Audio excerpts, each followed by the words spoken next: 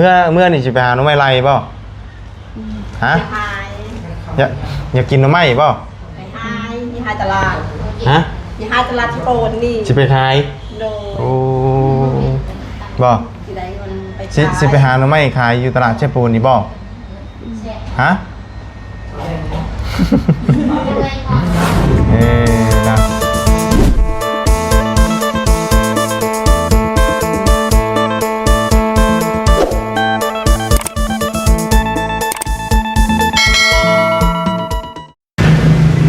ปลาโตพี่น้องไอ้ฝนตกแห้งดีมื้อนี้ตกเปิดมือเลยบ่หยุดบ่หย่อนเลยเนาะ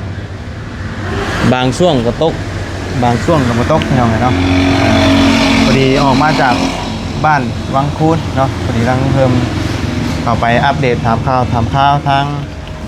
น้องพิมพ์เนาะออกมาแล้วบอลนี่วัดฝนตกฝนลิ้นพี่น้องเอ้ยเนาะถือว่าตกเปิดมือดีแล้วมื้อนี้เนาะเอาก็คือเก่าพี่น้องเอ้ยเนาะมาห้องแพทย์ห้องหมอคือเก่ากลับมาเยี่ยมยามถามข่าวอัปเดตอาการแม่น้องวิเนาะมื้อนี้เป็นจังไดเมื่อวานนี้โอ้พี่น้องเอ้ยว้าวเก่งอีดีเนาะว้าวตั้งแต่เรื่องเล่าข้าวเก่าข้าวหลังแล้วพี่น้องเนาะเอากะติดตามเบิ่งเนาะว่าสิเป็นจังไดเนาะพอดีกะทั้งอาบุญกะมีงบเนาะทั้งแม่เพิ่นฝากมาก็คือว่าบุญได้เว้าก่อนหน้านี่แหละเก็บเมื่อวานเนาะ 2,000 บาทแต่ว่ายังเอาออกบ่ได้ต้องรอให้บาตูนกับเมื่อเซโนก่อนเนาะเพราะว่ามันบ่มีหม่องโอนออกช่วงนี้ก็มันโอนออกยากพี่น้องเนาะเงินที่ว่าโอนมาเข้าบัญชีไทยเดี๋ยวนี้อยู่ฝั่งลาวมันบ่มีบอลฮับโอนนะพี่น้องเอ้ยเพราะว่าห้านที่ว่าแรกเปลี่ยนเงินตรานี่คือเพิ่นบ่ฮับโอนช่วงนี้เนาะเพราะว่าบัญชีถูกอายัดไว้หลายพี่น้องเอ้ยเนาะก็ถือว่าโอนยากช่วงนี้ทางบ่ป้องว่าเมื่อพุ่นแหละเนาะกลับไปพุ่นแหละจังสิได้โอนออกเพิ่นยังทันได้กลับเนาะเพราะว่าบ่ป้องว่าเพิ่นต้องถ่ายรูปยังบัตรประชาชนอย่างข้างในยืนยันว่าบัญชีตัวนี้เป็นบัญชีเฮานะพี่น้องเนาะมันเลยยากหน่อยนึงบางห้านเพิ่นบ่รับเลยพี่น้องเนาะไปซะพี่น้องเดี๋ยวจังไดก็เข้าไปเยี่ยมยามถามข่าวเบิ่งติดตามเบิ่งอาการแล้วมื้อนี้พี่น้องเนาะเอาก่อนอื่นก็กราบสบายดีได้สวัสดีแฟนพี่น้องกันเบิดทุกคนพี่น้องเนาะผมพ่อฝนตกฝนลิ้นพี่น้องเอ้ยเปียกเปียกเอ้ยเนาะย่างขึ้นรถลงรถกันเนาะไปซะพี่น้องไปเบิ่งน้ำกันมื้อนี้เป็นจังไดไปเนาะนอนนะบ่ วันนี้ก็นอนเนาะโอ้ยเนี่ยทางเอื้อยเพิ่นก็ได้ เฮ็ดซี่ซุมื้อเนาะพี่น้องเอ้ยใครแน่บ่มานี่ใครอยู่บ่จังหวัดคือสมอยอยู่ไข่จังหวัดแข้งหานติดแต่เก่ายืรีบแล้วเด้หรือว่าแข่งขันเริ่มรีบลงตะกี้นะแล้วแข้งหาอามาแบบมันแห้วมันจะรีบลงมาเสื้อยาแล้วก็ตึงโดยเนาะงานมันบ่ตึงเนาะมันแบบว่าบ่มีความรู้สึกเนาะอันนี้เนาะรู้สึกเลยค่ะนี่มันเดี๋ยวบ่เจ็บบ่หยังเราอ่ะติไม่ได้เจ็บโดยเป็นย้อนหยังเนาะมีแต่แบบมึนๆนี่นะเนาะคือว่าใส่ยามึนนี่โดยเอาจังได๋ก็ให้ดีให้เศร้าเนาะทางนี้ก็นอนบ่โอ้ยบ่ได้หลับบ่ได้นอนได้นี่เนาะเราก็ได้ อยากนอนดิปกติแล้วแหละเนาะอยู่ห้องแพทย์ห้องหมอนี่เนาะเมื่อยคือหยังนี่สบายดีเด้อ อันนี้เรานอนบ่หรือว่าจังไดนี่น่ะคือนอนบ่เราคือกินข้าวดูพี่กินข้าวบ่กินข้าวแล้วจะเทื่อกินข้าวมื้อนี้นะฮะ3เทื่อละกินจักเทื่ออะไรข้าวมื้อนี้ฮะกินข้าวจักเทื่ออะไรมื้อนี้เทื่อนึงฮะเทื่อนึงเอ้าเพิ่นคือว่า4เทื่อซะว่า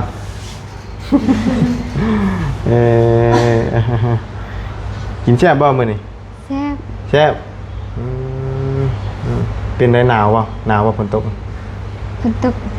หนาวบ่บ่แม่นบ่หนาวบ่แม่นหนาวฝนต้องหนาวอาหารฮะหมดอาหารกินแล้วเนาะหมดเลยทำได้แล้วrồiเอาเดี๋ยวมันสิบูดสิเน่าได้เนาะกินข้าวกินน้ำแล้วก็นอนบัดนี้เนาะ ลูกสาวมาเยี่ยมบ่เมื่อวานนี่ มื้อนี้ก็มา ฮะ มันมื้อนี้ก็มา มาเลยมาตอนไหนนะ ไปแต่เช้า เช้านี่บ่ โดยไปโรงเรียน เพิ่นได้มาแต่เช้ามากับใครเมื่อเช้านี่ มาจากตาม มากับป้าบ่มาผู้เดียวบ่มาแต่น้องวีบ่อืม ว่าคืนนี้ชามคนลูกมันมา คืนนี้3คนเลย โดย เพราะว่ากับน้องอันนั้นของผู้ชายน้องของน้องวีเนาะ น้องผู้ชายกับผู้หญิง กับผู้หญิง โดย ถือว่ามาเบิดเลย โดย มากับแลมโบ้บ่ มากับป่า กับป้าอ๋อแลมโบ้บ่ได้มา มาไม่นี้แหละ อันตอนเช้านี่แลมโบ้ว่าพามา โดยมันขัดจานชื่อเขากินไม่ได้เขากิน โดยเขากินเบิดเลย มาแล้ว อืมเราก็เลยไปหารับจ้าง โดย แล้วก็พาหลานมาเยี่ยมแม่น้ โดย ำโดยเมื่อยบ่เจ้านอนเฝ้านี่เมื่อยอยู่บ่ เมื่อย เมื่อยบ่ โดย เนาะปกตินี่ก็เป็นภัยกับเมื่อยคือกันเนาะเราก็เคยคือกันเคยนอนเฝ้านี่เมื่อยเพราะว่ามันบ่ได้ไปใช่เด้นอนสำคนป่วยพุ่นน่ะเมื่อยกับคนป่วยพุ่นน่ะ เขานอนเฝ้าเขาบ่ได้ไปใช่ ปลาบุญชาละวันไปอดก่อนอดทนก่อนหนึ่งทีมืออดทนก่อน นอนอีก4มื้อบ่หรือว่า จับปลาบุญ ฮะ จับกับเขา อืม 5 มือเลยมาถาม โดย ชามือแหละนอนเลย 3มื้อแล้วเนาะ นอนช่องมือ ยังเหลืออีก2มื้อบ่ โดย บันประหาร ย่อยลูกยางแม่ มือบันประหารมือบันชุบ อืม บันพุดมือ โดยเนาะเอาหันมาทางนี้ให้โทรมาบัด ไปนอน ให้โทรมาเอา เหรอ โอ้โทรศัพท์เราคักกันนี่รุ่นตั้งโต๊ะคนไหนพี่น้องว้าวบ่ พอแล้วอันนั้นเลย เฮ้ย น้องพี่น้อง ว่าผู้ว้าวโทรมาหานะ พี่น้อง บ่ พี่น้องในบ้าน เด้อ ในบ้านครับ เลยมาหันมาทางนี้บัดนี้หันแม่นนะนี่ผู้ว้าวนะนี่นะบ่ได้ลุกนั่งบ่มื้อนี้น่ะ นั่งแล้ว ฮะ บ่นั่งแล้ว บ่ได้ลุกบ่นั่งจักเทื่อมันแล้วลุกนั่งอยู่บ่ มีผดขี่เลย อืม เหี่ยวตลอดเลย เหี่ยวเรื่อยบ่ เนี่ยเลยคือ บ่มื้อหนึงเปลี่ยนอันจักอันเปลี่ยนจักอันมื้อหนึงเพิ่น ชอ สองเนาะเบิ่งหาแขนใส่อันโอ้พี่บ่แทงพี่บ่บัดนี้ฮะแทงหม่องนี้บัดนี้เนาะเอาออกแล้วหม่องแขนนี่ก็เริ่มเบ่งขึ้นแล้วเนาะเจ็บบ่จับนี่เจ็บบ่นี่เจ็บอยู่บ่เจ็บบ่ อืม อันนี้นี่ห้อยยังห้อยฝังเข็มบ่นี่นะ ฝังแล้วบ่เป็นฝังแล้วบ่ฝังจักเทื่อแล้วค่ะมันจักเทื่อนี่ฝังเนาะตำแต่กระดูกแล้วนี่จนจะว่าแทงกันมา ปีนี้ก็เลือดออก เลือดออกบ่ โดย เราเฮ็ดได้เลือดคือออก จับให้หมอ เพิ่นมาเจาะนี่บ่เจาะใหม่หากระเจาะเช้านี้บ่นี่นะอันนี้เราก็ถือว่าเริ่มมีเนื้อมีหนังขึ้นเรื่อยๆนี่เนาะ จะได้ฉีดได้ติดดูเลย นี่แต่กระดูกแล้วนี่แทงเข้าไปยังดีแล้วยังอันว่าแทงถึกอันว่าเลือดเนาะ เราบอกกินฮอดน้ำไม้ไหลมันที่เนี่ยมาหาน้ำไม้ไหลให้ กินทอดหน่อไม้ไรบ่เมื่อนี่สิไปหาหน่อไม้ไรบ่ฮะ หาย อยากกินหน่อไม้บ่ ไปหายยี่ห้าตลาด ฮะ ยี่ห้าตลาดที่โปนนี่ สิไปขาย โด โอ้บ่ ที่ได้มันไป สิไปหาหน่อไม้ขายอยู่ตลาดเชฟปูนนี่บ่ฮะ นะเมื่อนี่จะไปหาหน่อไม้ดิบ่ฮะ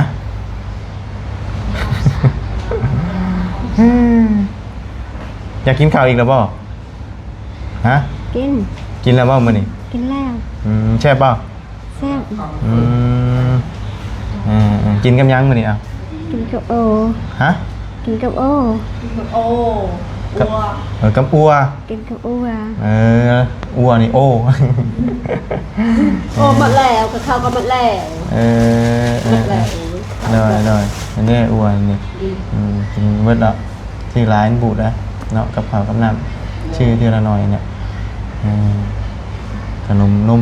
กับย่างอยู่เนาะ เบาบุญทันแล้วเบาจันมีโชว์เบาจันมีโชว์เบาจัน ของใส่ของซอยขนมนมเนยย่างอยู่หน่อยพอได้กินเนาะของกินชื่อมาลายมันจะบูดเพราะว่ากับข้าวคนก็มีให้อยู่เด้ เข้าหมดแล้วของมีคำนี้ rồiเป็นใส่ชะโลมจักถุงมันนี่ ขอบมีขอบปอดเลย บริใส่เลยบ่มันนี่ ใช่แล้ว ใส่จักถุง ชาทง 3ถุงมันนี่นะอ๋อ ถุงไงถุงน้อย rồi thìว่าใส่3ถุงแล้วมันนี่เนาะถุงน้อยนำ น้อย rồi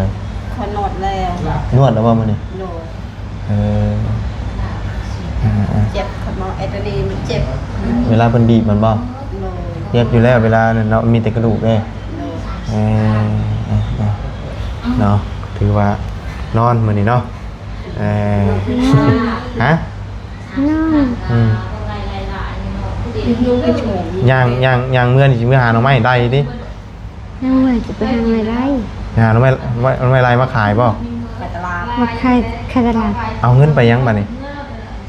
แม่จะยืน ฮะ ชิด แม่ยืน บ่เงินน่ะสิเอาไปยัง มันเคยได้ ขายหน่อไม้ได้แล้วสิเอาไปยังเงินมัน กันว่าไรคือซื้อ ชื่อยัง ซื้ออย่างซื้อ ฮะ ชิวกระดูก ซื้อโอ ชื่อ ชื่อกระโหลกงัว อยากกินกระโหลกงัวบ่ กินกันมัน เห็นได้บ่สิเห็นได้บ่ ทำได้เพื่อ เห็นได้ปื้อเห็นได้ปื้อมีแขวอยู่บ่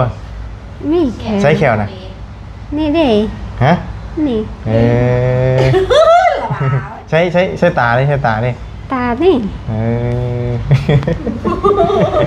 ใช้หูดัง นี่เลยค่ะ ใช้หูหู นี่หู จักเลยเนาะ มาไปถามตลอด เราจักเบิดอยู่เนาะเนาะถือว่าฮะ ต่างนั่นเลยต่าง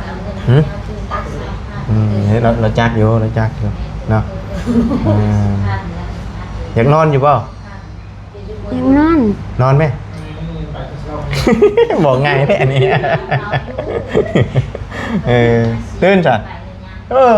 แล้ว บอกทำจับป้อง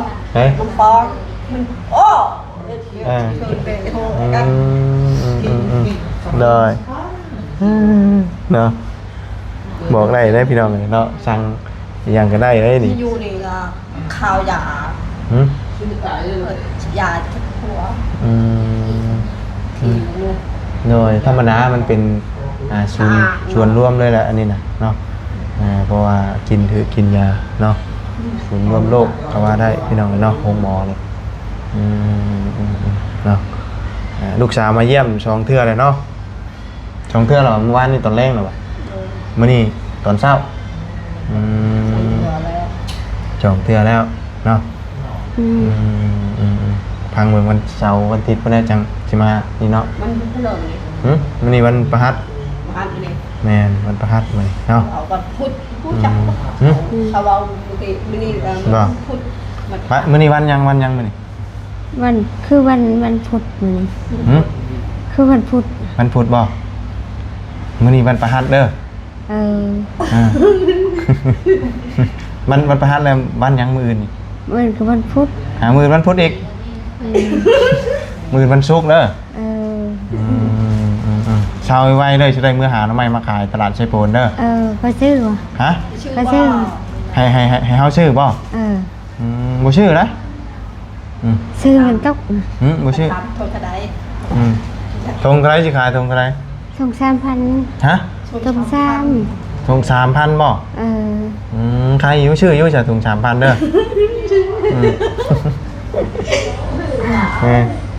คำขายแพงหนิงบ่ชื่อ อืม ถุง3,000เนาะ อืม เคยขายบ่ เคยอยู่ขาย เคยอยู่อืมเคยขายหน่อไม้เนาะ อืม เมื่อเมื่อหาหน่อไม้ขายเลย เมื่อไรขายอยู่ เออ มันอยู่หาก็งุ่นแม่ลูกแล้วใช้กันนี่ อ่ะ จิ้มเหรอ ฮะ จิ้มกันอยู่กับนานพัน แต่ นี่ เก้าห้าจะได้จะมีห้ามันใคร แต่เก้านี่ฮะ อืม rồiอยากเมื่อหาบัดนี้เนาะ ยังมือหางามหาก็สวยหามันแล้วก็ ท่านนอนกินน้ำไม้บ่เขาอยากให้น้ำไม้ไหล โอ้เพิ่นถามท่านเพิ่นถามท่านหมอว่าจะกินหน่อไม้บ่แบบนี้ โดย เพิ่นสิเมื่อหาหน่อไม้ให้ โดยเขาจะได้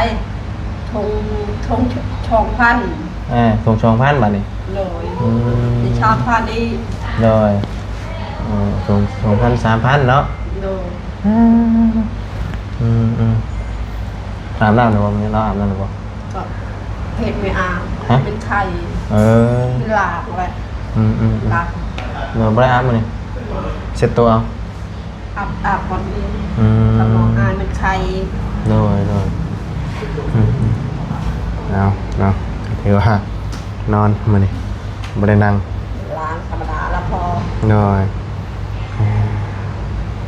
เราตื่นตอนขึ้นตอนเช้านี่ตื่นประมาณจักโมง ไปตื่นเป็นนอน ตอนนอนเราจิประมาณตอนเลิกนี่เราตื่นอยู่ป่ะไม่ได้ตื่น โดน ไม่ได้ นอนปวดคอรู้ว่านี่มันตื่น เราว่าก็ได้เนาะ กินเลยคิดแล้ว rồi เพราะนั้นเราว่าก็ได้เนาะส่วนทางนี้ว่าได้อยู่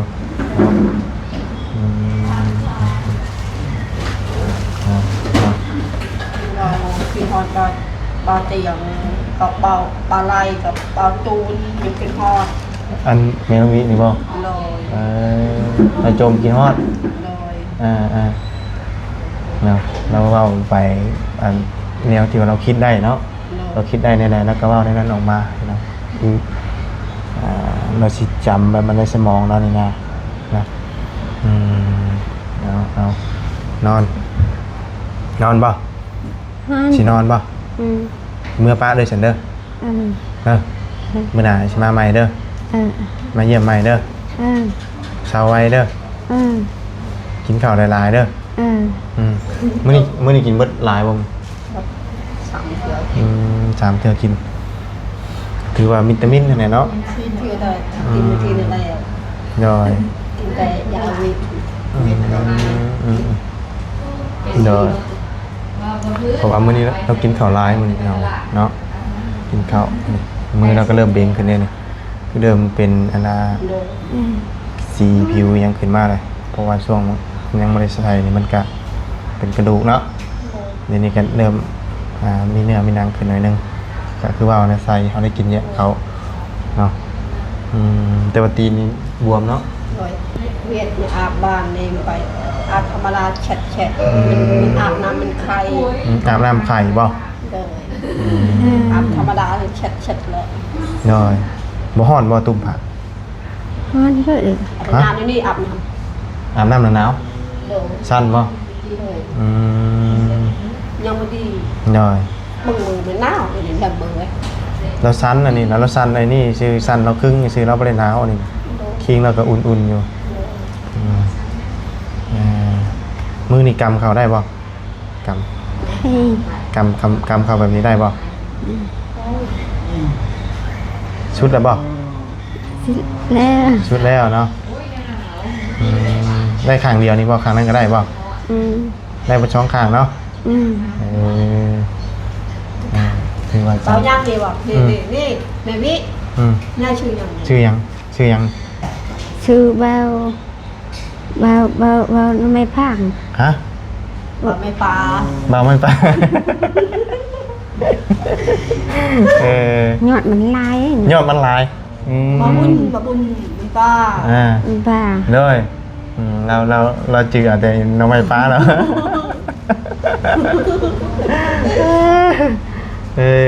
ถือว่าเครื่องจำแล้วก็ได้อยู่แต่ยังบอดนี่พี่น้องเนาะไปเป็นค่อยไปอันนั้น เริ่มไม่นองเริ่มแล้ว ย่อยเนาะเบาน้ำมันปลาเนาะ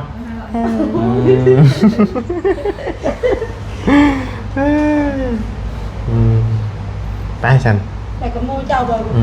ไปคู่เจ้าบ่ ฮะ ไปจะอยู่ดีจันทร์ ย่อยแมนครับลุงเพิ่มแมนเป็นอยู่นอกฝนตกอยู่นอกอ่ะ มันทุกบ้าน ไปบ่ไปเล่นน้ำฝน ไป ไปบ่ ไป อาบเนาะ เออ เคยเล่นบ่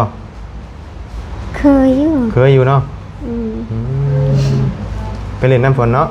เออ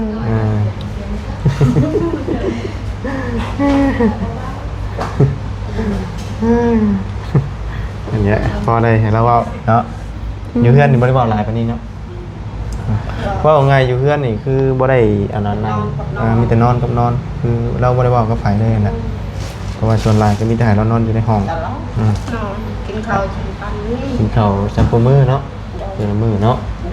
มาพี่กินข้าวหลาย ตลอดนอนตลอดเลยไม่ตื่นเลย บ่ตื่นเนาะ ท้องนอนตลอดไม่พี่โอ้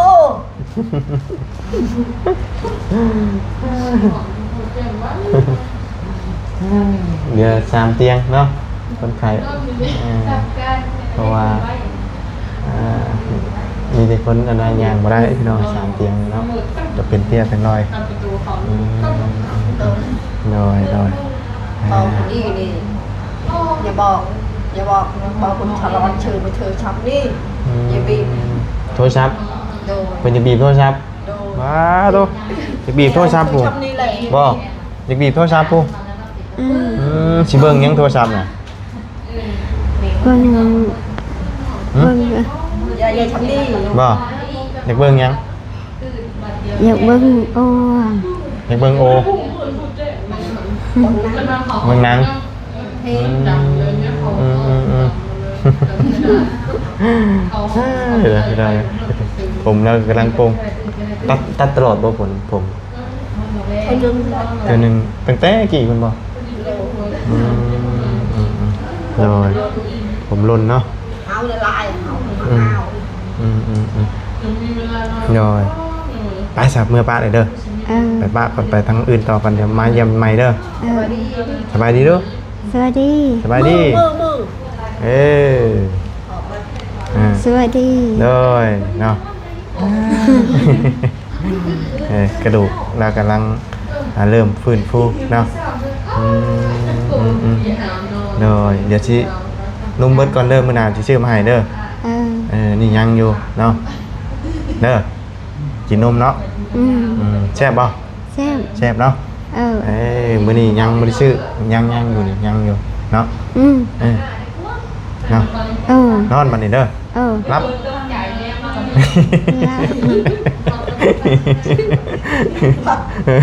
ตื่นบัดนี้ไปเมื่อก่อนเด้อ เออ โอเคพี่น้องเนาะไปป้าไปเด้อฉันเด้อสบายดีเนาะเดี๋ยวมื้อหน้าไม่เนาะไปเนาะมึงโอ้ผมพานอนบัดนี้เด้อไปพี่น้องเอ้ยออกก่อนบัดนี้นอนบัดนี้เด้อหลับเลยไปเนาะนอนไปเลยทางนี้ก็ได้เนาะเช้าไว้ได้เด้อเนาะทางนี้ก็15 มื้อว่าจัง16เลยเนาะยังบ่ทันในเมื่ออยู่อีกทิศนึงเลยเป็นสิยางเมื่อบ่ได้ถึงเมื่อ เลยเป็นยังไงแต่เราเริ่มขึ้นเนื้ออยู่บ่ ไปถึงเรื่อย เคยไปรักษามาจังหม่องนั่นนี่หลายละทุกวิถีทางแล้วเนาะอันเรื่องค่าใช้จ่ายนี่บ่ว่าได้เรื่องเบิดนี่เนาะหลายสมควร หลายพอสมควรเลยนะเพราะว่าหลายบอลไปไว้ชั้นๆเนาะ หลายบอลไปมันก็คือว่าวันนี้เงินนี่แหละเป็นหลักการรักษาคนเนาะ เอาให้เศร้าไว้ๆในยางเมื่อ เลยทางกันพอกรุงเทพกับเมื่อเพิ่นก็ยางเริ่มนั่นเด้ปลูกเพิ่นเมื่อนก็ได้เอาเดือน3เตียงเนาะตอนคืนบ่มีคนไข้มาเพิ่มนี่นะ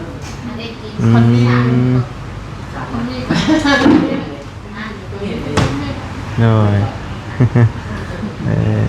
ไปซะเนาะฝนตกโอ้ยยี่ๆอยู่เนาะเดี๋ยวมือก็ได้ไปพี่น้องเลยไปจ้ะออกมาละบัดเนาะฝนยังตกอยู่แต่ก็ปล่อยๆค่ำแล้วพี่น้องเลยเนาะโอ้เราว่าอยากเมื่อหาหน่อไม้มาขายตลาดเซโปนนะมันป้าโต้พี่น้องเนาะ